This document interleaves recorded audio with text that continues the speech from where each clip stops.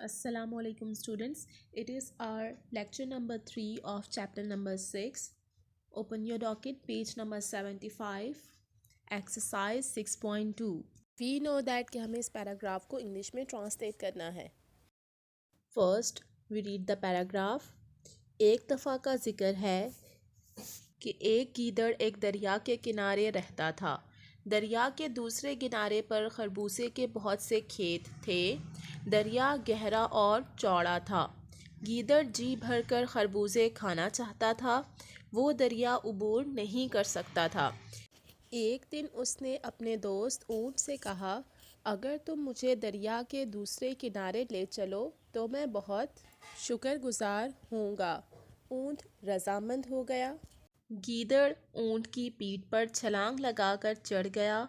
ऊँट दरिया में से चलता हुआ दूसरे किनारे पहुंच गया. गीदड़ खरबूजों के खेत में घुस गया और मज़े से खरबूजे खाने लगा. It is like a short story जो कि पास्ट में है. जो पास्ट में स्टोरी होती है उसके लिए हम पास्ट इंडेफिनिट टेंस यूज़ करते हैं. सो पहला सेंटेंस है एक दफ़ा का जिक्र है. वंस अपॉन अ टाइम कि एक गीदड़ एक दरिया के किनारे रहता था. A jackal lived on the bank of a river. दरिया के किनारे को कहते हैं बैंक ऑफ अ रिवर. दरिया के दूसरे किनारे पर खरबूजे के बहुत से खेत थे.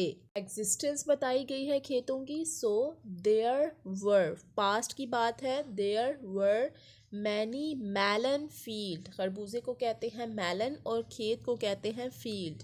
On the other side of the river. दरिया गहरा और चौड़ा था. The river was deep and wide. गहरे को कहते हैं डीप एंड चौड़े को कहते हैं वाइड. गीदड़ जी भरकर खरबूजे खाना चाहता था. The jackal wished, second form of verb use करेंगे, पास्ट इंडेफिनिट टेंस है. The jackal wished to eat melon, जी भरकर, टू हिज फिल.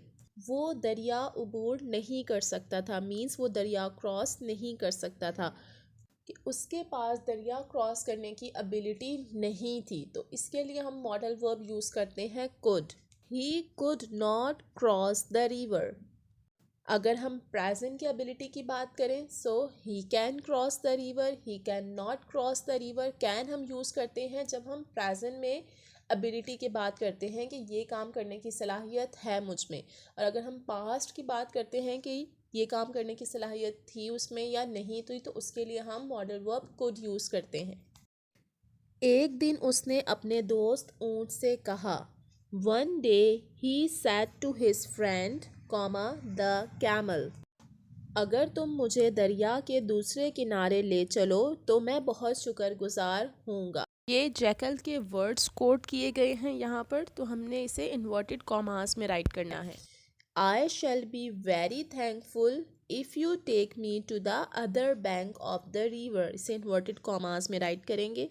ऊँट रजामंद हो गया.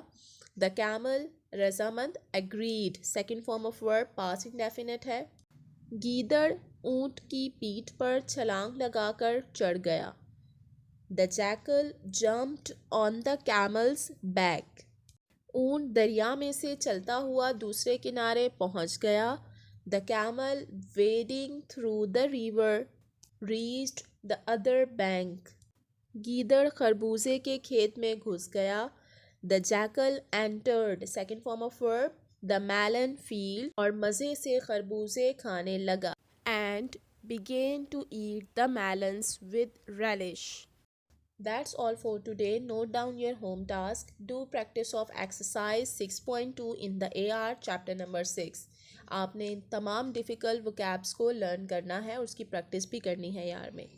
टेक केयर एंड अल्लाह हाफिज़.